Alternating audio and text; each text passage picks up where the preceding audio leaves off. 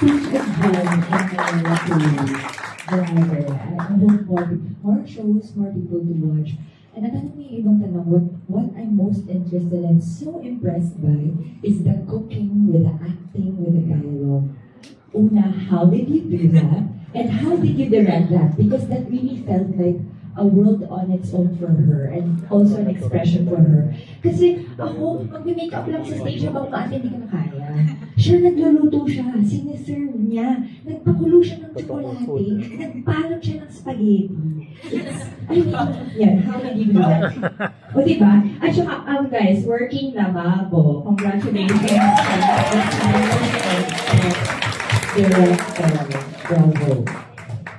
Actually, yun po yung pinapa-prepare ko every time na mag-run, yung magiging flow ko sa kusina. Kasi, for the first few weeks ng rehearsals namin, wala pang food at all. So, puro timing talaga siya.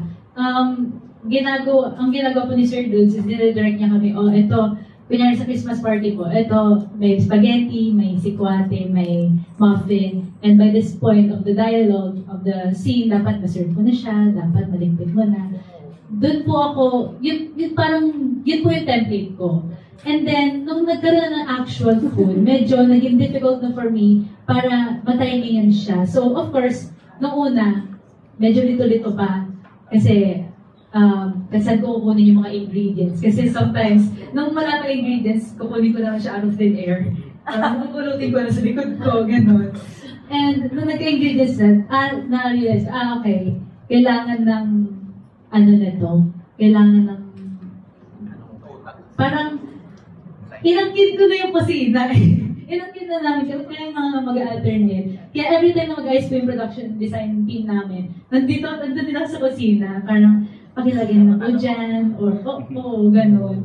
Parang, nakikisuyo ko, ay palagay na lang dyan, ay dyan po nakalagay yan. Parang hindi na sila yung nagde-decide. Kami na po mga Mary, nagde-decide ng, dyan mo na ilagay yung mga kawali, yung mga pots, yung mga ingredients. Kasi parang may flow na kami, pagpunta namin, dito yung mga hihiwain, nandito yung mga ingredients, dyan yung lababo, nasa likod namin yung kettle, and yung glass na kettle for the... Tapos may specific designations lang po talaga siya. Like, yung glass kettle for tsaa lang talaga. May mga baso, specifically for Patrick lang. May baso for Dante lang. So, that helps us keep things organized. And it helped din po na nilista talaga namin, kaming mga Mary, sa isang sheets, kung ano yung lalabas sa scenes, particular scenes na yan. So, with practice, eventually, we got the hang of it.